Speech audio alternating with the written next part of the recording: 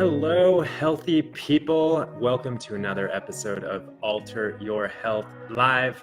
We are live here on Facebook and Instagram. It is Thursday at 1 p.m. Mountain Time, and we're coming to you with another dose of healthy information and inspiration to promote the holistic transformation of your health and the health of our planet. I'm your host, Dr. Benjamin Alter. I'm your co-host, Dr. Susanna Alter. And today, before we dive into this week's topic, which we're so excited to do, we wanted to take just a moment to share with you our heartfelt labor of love, the manifestation of that, heartfelt mission and vision and passion that we both have. And that is the Alter Health Healing Community. That's right. This Alter Health Healing Community, what is this? Well, you can try it out because we're offering everyone a 2-week trial.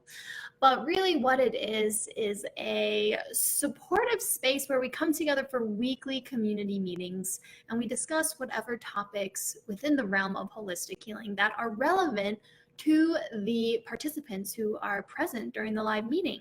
So we answer questions, but we also allow space for participants to express what they've experienced through their healing journeys. And it's just so helpful for everyone in the community to hear from other people who are going through it, who have been through it, and are maybe on the other side of a chronic illness. Yeah, in my experience, in my opinion, it is so much more powerful than one-on-one work in some ways. That community supportive energy that we experience and that we share. And the great thing is that, people in the community who are not able to make it to the live weekly meetings that happen online via Zoom, everyone is able to access all of the archived recorded videos that are, organized for you in the healing community page. And also there's a community forum and private Facebook group and all that kind of good stuff to stay connected in between meetings. So without further ado, do you want to talk about health gurus and what I see as the end of health gurus? Yes, I do want to talk about health gurus. And this has come up for me because I have been observing a lot in the last few years. Many people having a tendency towards really falling in love with a certain nutrition expert or health expert in whatever field, and just completely becoming a devotee, let's just say. And first I want to say, I'm not immune to this. I think it's a very human tendency, and certainly in the past I have seen how I have completely put certain teachers, certain doctors up on pedestals, and it's because I really admire what they say and I really resonate with what they say.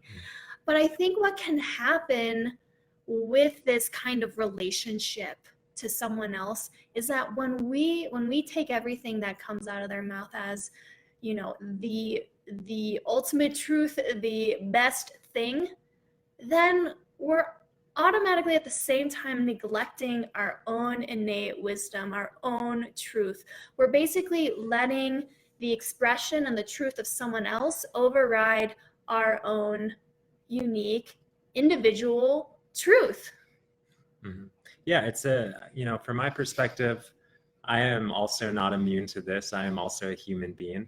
And from my perspective, putting people up on a pedestal and just kind of being a devotee and taking everything that they say as the ultimate truth is just a disempowering place to live from.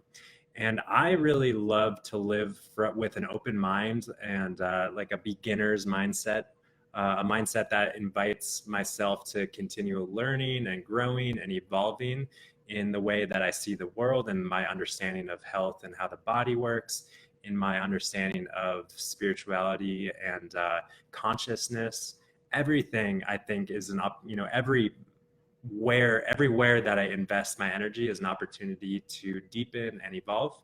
And I think that as soon as we latch on to some teacher or some source of information, then then everything kind of becomes a little bit tainted in some way. There's not a pure openness to experience the infinite potential of learning that is available. We have latched on to, only what we see in more of a narrow-minded way. And yes, I can think of numerous times where it's happened to me, and it's still, I'm not gonna say that it won't ever happen to me moving forward. I'm not, trying to make that claim or prediction, but I think the intention that I am really clear on now is, like I, said, just living with a more, beginner's mindset, and seeing everybody as a teacher. And, we said the topic or title of this episode is the end of health gurus, but really another way to put it is everyone is the guru. Everyone is the guru. So Susanna has a lot of teaching. Everyone out there listening has a lot of teaching. And I think it's important to own that, and also be open to receive the teaching, the lessons, the wisdom, the new information and perspective that every individual brings to the world. Mm-hmm. Yeah. I love that key point of, keeping an open mind to what actually out there could actually be most relevant and truthful for you. And we're going to tie this back to how this mindset is really supportive in people actually healing from their own physical issues. But I just want to say also, Ben, piggybacking off of what you were saying, I think what's so common to see with this tendency to gurufy people. I just made up that word. Do you like I've heard it before. Oh, gurufy. Okay, maybe gurufy. I didn't make it up. But really, so what comes with that, as we've kind of alluded to already, is rigid thinking, right and wrong thinking. So I look at when people really kind of identify themselves in whatever kind of Can I pause you for a second? Oh, sure. Do you want to bring any concrete examples into this conversation, or do you want to keep it a little bit more just nebulous and applicable to everything? Well, I mean, it is really applicable to everything, but when we're talking about health and nutrition, some of the big gurus out there, I mean, there's kind of the raw vegan gurus, there's the paleo gurus, there's the keto gurus, there's the whole food plant-based gurus. There's many different kind of gurus. I don't really want to point anyone out and specifically, because there are so many, and it's also whoever you decide to put on your pedestal is your guru. So anyway, I guess where I was kind of going before was saying that a lot of times in these communities where people, they share so many values, and they obviously have all come together because the message, the ultimate message, really resonates with all of them, and they share that common connection with one another. But I think what can happen is, like in any group, there's always going to be someone that's kind of an overachiever. There's going to be someone that's more, well studied on the topic. There's going to be newcomers. There's going to be people that are a little bit more flexible. A little hierarchy of insight and information. There's always that. Right. And I think even within these communities, this rigid thinking that comes up with, following gurus also can come some kind of, righteousness among the community members that follow those people. Oh, well, when you speak of righteousness, what comes to mind for me is just this idea that really, in order to be obsessed with health, there has to be some level of righteousness. I think,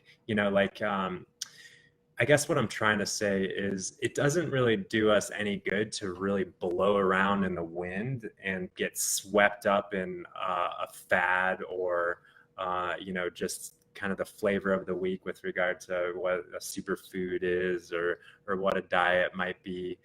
So I think that there has to be some clarity and conviction in what resonates. And also there's a balance to that, right? There, clarity and conviction of what resonates and what we hold as true. and also just not having the rigidity to not see things in any other way. And I think that's the balance that I am in right now, is like for myself, I know 100,000% what really resonates and works for me, and what I see resonating and working for the vast majority of humans. And that's not the same thing that resonates with everybody. There are still a lot of people who are on their own journey and figuring it out for themselves. And I think that, anyways, I'm kind of in this place of feeling like how I see it is right. And how, I think maybe some listeners out there can maybe relate that, a whole food plant-based diet, for example, it's like, how can we argue that there's any other optimal way to fuel a human being? And still, there are people who are very righteous and have such conviction in the fact that that is absolutely not the ideal way to fuel human beings, and that plants are maybe killing us in some crazy way. So I think that, there are always going to be people who have real clarity and conviction and speak with absolute certainty, regardless of whether or not it is the absolute universal truth. Mm-hmm. Yeah, of course.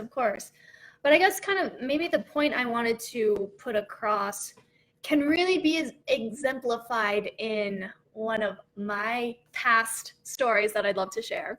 Okay. You guys know me, I love to share my past journeys. So when I was dealing with all my chronic gut issues, I followed the GAPS diet religiously for a year and a half. Gut and psychology syndrome. The gut and psychology syndrome diet. And so I read the book back and forth as if it was my Bible. I was working with a GAPS practitioner, although I never got to meet the actual GAPS guru, but, I was following everything I did word by word from her book. And I think, what can happen, what I see happen for a lot of people is that they initially will really resonate with an approach, a method, a way of living, and take it on and really get into it like I did. And in the beginning, it's exciting. In the beginning, it's like, yes, let's do this. In the beginning, it's serving you in a way. But I stuck with that diet for a year and a half. And even though I didn't feel any better on it, I just continued. I persisted because I had this rigid thinking that this is it. This is it. There's no other way. This is it. That's so true. I think that there's a lot of people who feel, we talk about the mind-body connections so much, and a lot of people have such, mental, psychological conviction in what they're doing, that their physical body might be, fighting back, but the mind and our consciousness just overpowers and perseveres. Because when I reflect back on that year and a half, I was neglecting my body's gravitation towards actually other foods. I was getting, thoughts of insight, maybe I should try something else. But then my mind would come in and say, nope, you're sticking with this, fight through, be patient, you'll feel better eventually. Yeah. And it really wasn't until, I had a thunderclap insight that pierced through all of my rigid thinking and said, it's time to stop this. I kid you not, the irony of this whole story is that I didn't feel better until I shifted off of the GAPS diet. Yeah. And so the point in this story is that so many times we find ourselves in this place where we are convinced of what someone else is saying is the way, the truth. It's helped all these other people. It's got to help me too. And we neglect our inner wisdom. Mm-hmm. We connect our truth. We neglect our truth because what is, like we said before, what is true for someone else may not be true for you. Yeah. And so that is what I see is the biggest danger that comes up when we gurufy people. 100%. What a great message. And I think that really is the message of resonating or not aligning with your essential inherent truth. And you could otherwise call it intuition or inner wisdom or the authentic self or whatever it is. And that message, can be kind of hard to grasp, and it can be hard to trust, and it's a process of learning how to grasp it and trust it. But that truth doesn't go anywhere. It is the ultimate truth beyond any guru teaching or diet book or philosophy or anything like that. It is the ultimate truth. The body is wisdom. Mm-hmm. And my real quick short story on the topic of I guess gurufying health claims and diets and things like that. I've been on the whole food plant-based thing for long enough, and I think it went to pretty low fat, just like limiting the overt fats, limiting the nuts and seeds, no more than half of an avocado a day, lots of potatoes, lots of beans, lots of whole grains, lots of broccoli, lots of all the good stuff. And I feel like my body was calling out for nuts and seeds and avocado, not in any extreme way, and not like any sort of high fat plant-based diet, but just more. And I think really just in the past few months, I've been, despite I really respect, Dr. McDougall and Dr. Esselstyn and the people those who advocate for, a pretty considerably low fat plant-based diet.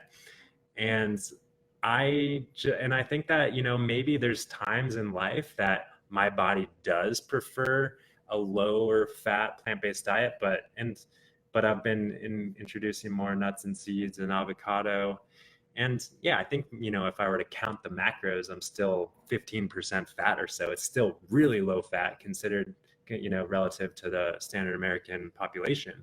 But I'm, really starting to trust what my body is telling me, and not saying, oh, what would Dr. Esselstyn think of me? And what would, McDougall say about this, these nuts in my smoothie or whatever. Mm-hmm. Anyway, I think it is just important to really, align with and trust that inner guidance that never lies, that never guides us astray. And it is a process. Right. It's so true. Yeah. And so it's like, well, what do you do? I mean, there are so many health experts out there. I mean, here you are listening to this podcast. We always tell our clients, please do not put us on a pedestal. Yeah. And everything that we say, what I say to everyone that I'm working with is like, how does this feel for you? How is this landing? Mm-hmm. What is the feeling that you're getting inside when I share this information with you? Is it resonating? Is it feeling true? Is it feeling aligned? And sometimes it's like, yes, absolutely. And sometimes it's like, I don't know, I'm going to have to, meditate on that a little bit more. Mm-hmm. And that is the message. That's the most important part. Yeah. And I mean, if I put myself in the shoes of it's kind of, obviously Ben and I, we already have so many ideas about health and what is healthy. We've, dedicated the last 7 years of our lives to figuring out what health is. Try 15 or 20. But if I put myself in the shoes of, someone who is in a field that they don't know much about, like for example, business. I don't know much about business. I haven't taken any real legitimate business classes, but I don't know. She's pretty savvy. I don't know. But so when you graduate as a naturopathic doctor, they kind of spit you out, and it's like, oh yeah, I have to be a doctor, and I also have to be an entrepreneur. So I've been taking we've been reading a lot of business books. We've been watching a lot of business seminars and stuff, all these different business gurus. It's just like the health industry. There are so many different ways to build a business. Like there are so many different ways to approach health. Lots of ways to peel an apple. And I can totally relate to the feeling of, listening to someone and being like, oh my gosh, they're right. I've been doing it all wrong. I need to do what they did. And then listening to someone else and being like, wait, but that was the opposite of what that person said. And I always have to come back to reminding myself, okay, what's actually really resonating at my core? What actually lifts me up and inspires me and doesn't make me feel like, oh no, I've been doing everything wrong and I need to be more strict, I need to be more harsh, I need to be more disciplined, or whatever it is. Yeah, so true. I mean, we can, relate this to absolutely every field, professionally, every aspect of our lives.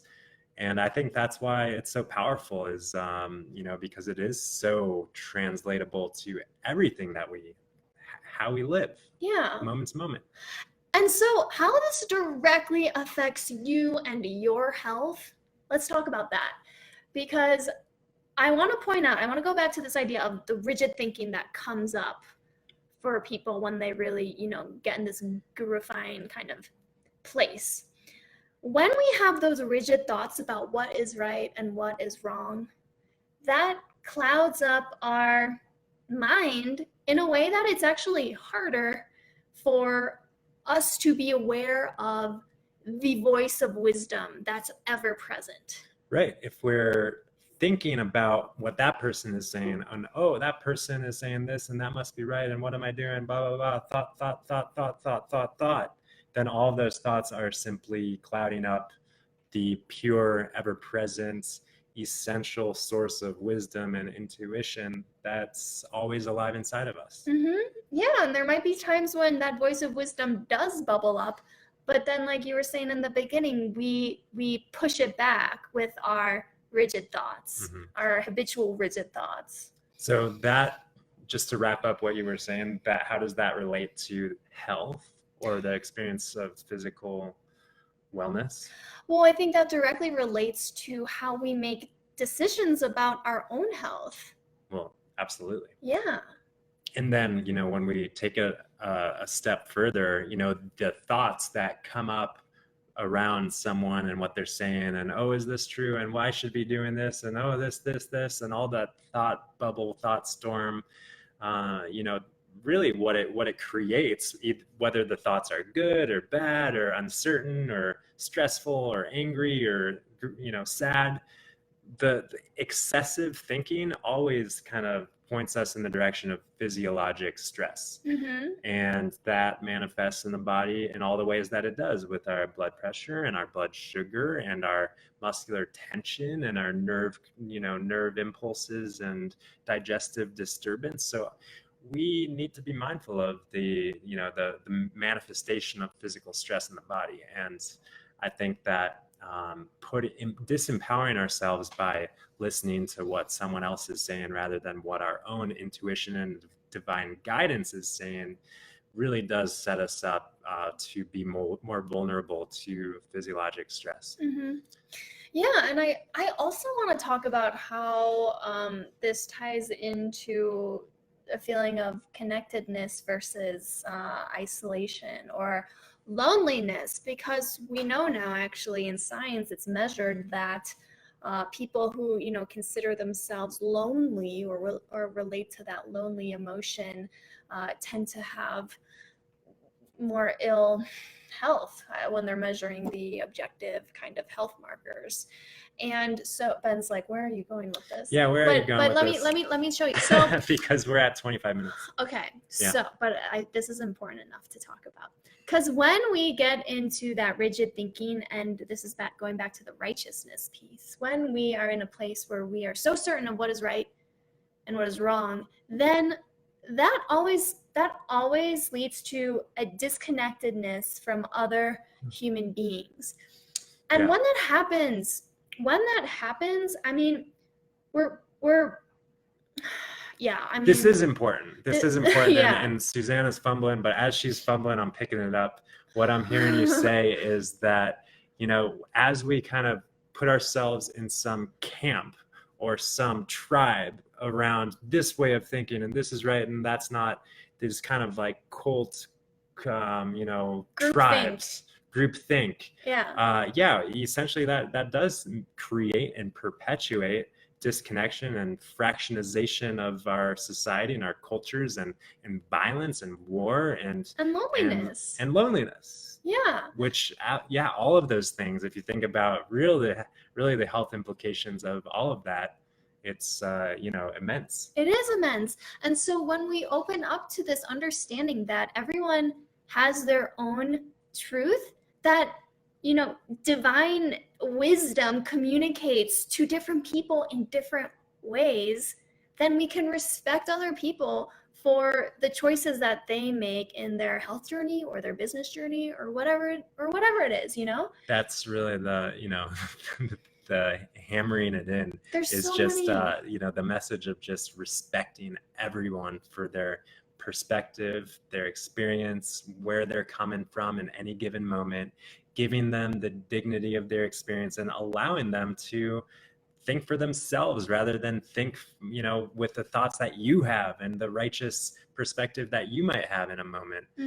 Because I know that my perspective has changed when, organically, without anyone telling me, think this way or think that way. In fact, when someone says, you really should think this way and you really shouldn't believe what that guy says, all my consciousness does is latch onto that even more, right? And so if we can just truly accept and compassionately accept, not just blow over and, oh, whatever, that guy is an idiot and I'm going to accept him, but compassionately accept him for the divine creation that he or she is, then we give permission for that, inherent natural growth and evolution of that soul. And I think that's really, spiritually speaking, the most important thing with regard to this conversation.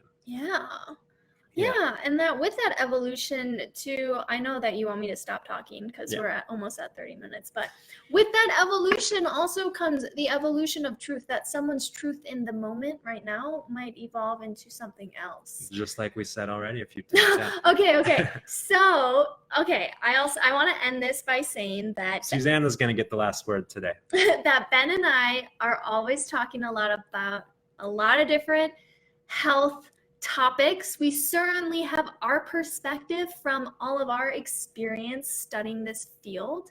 And what we always ask you to do is to tune in with how it feels, how it hits you. Don't just take it, blindly. Oh, that's the truth. Feel how it feels in your body. And that is the indicator of, what you do with it next. You can have the last word now. I'm speechless. That's the driving it home again. Just like we say to all of our patients, all of our clients, how does this land? And if you would be so kind and, sitting with all of this information in this podcast and any other. And if it is your first time listening, welcome, and please, rate and review, provide some feedback and let us know how this lands. Let us know if this resonates. And if you think that this sort of information needs to be in the world to a greater degree, a little bit more broadly, because I think that it does, but that's just my perspective. But if you resonate and agree with me, then feel free to share this. And that really helps this message, this information grow and expand. And so be it. So on that note, sending you all off with lots of peace and love for the rest of your week. And thanks for tuning in. Bye-bye for now. Until next time.